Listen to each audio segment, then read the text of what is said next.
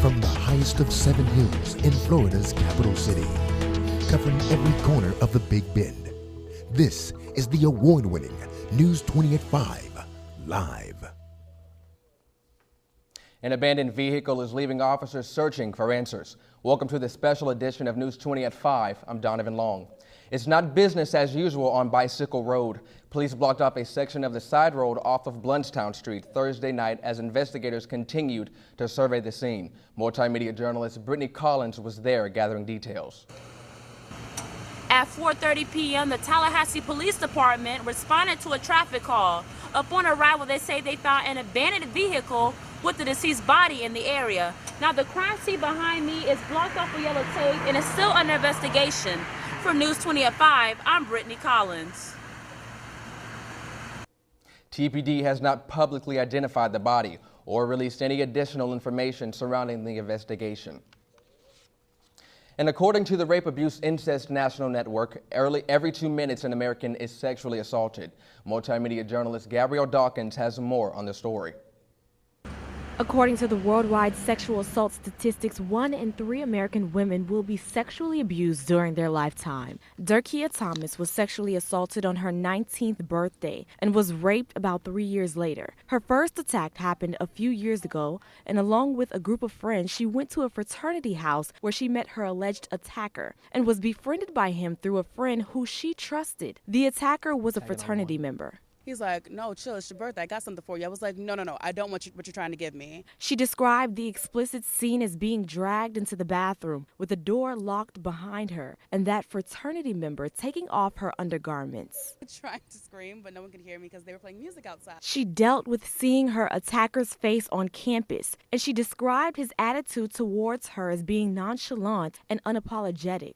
The second time it was a rape. She met her second attacker online, attempting to create friendships with students in the Tallahassee area. They knew each other for about 4 years, and when she headed back to Tallahassee on this August, he needed a place to stay for a few days. She agreed to let him stay with her for 4 days, and that's when it happened. I thought I knew him. After this long, I thought I knew him. She didn't report her rape and sexual assault case to the police, fearing that she would be labeled by her peers as quote-unquote that girl. She was in the wrong place at the wrong time, or she was being grown. She shouldn't have been at their house. And, and I don't know why I was so consumed with what people thought of me.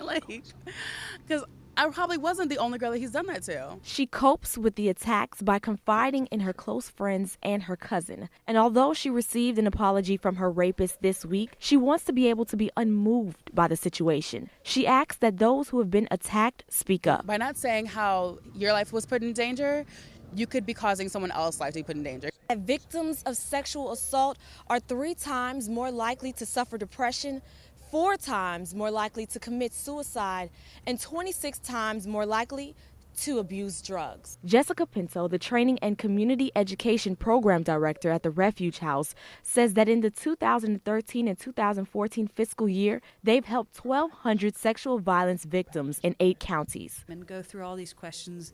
What was I doing there? Why did I have so many drinks? Why was I wearing that dress, right? And I want you to know that no matter what the answers to any of those questions are, it's still not your fault, and we're still available to help. For News 20 at 5, I'm Gabrielle Dawkins.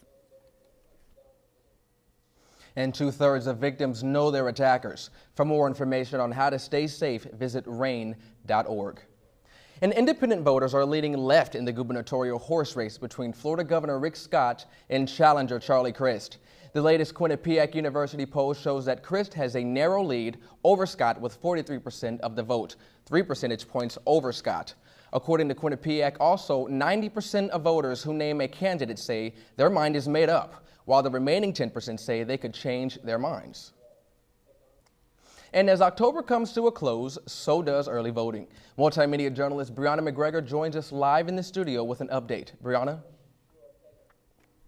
Thanks, Thanks, Donovan. Saturday is the last day to vote early here in Leon County. Florida voters have had few reported problems at the polls so far, and the Justice Department wants to keep it that way. Polls show that this governor's race could be the closest race ever in Florida. U.S. Attorney Wilfredo Ferrer is urging voters to come forward with any cases of fraud or voting rights abuses to keep the races fair and, quote, protect the integrity of the election process. Live in the studio, I'm Brianna McGregor. Back to you, Donovan. Brianna, thanks. Coming up on News 20 at 5, one flight leaves 4 dead, and missing Malaysian airline flight 370 finds itself in a lawsuit. Details after the break. Stay tuned. You're watching News 20 at 5.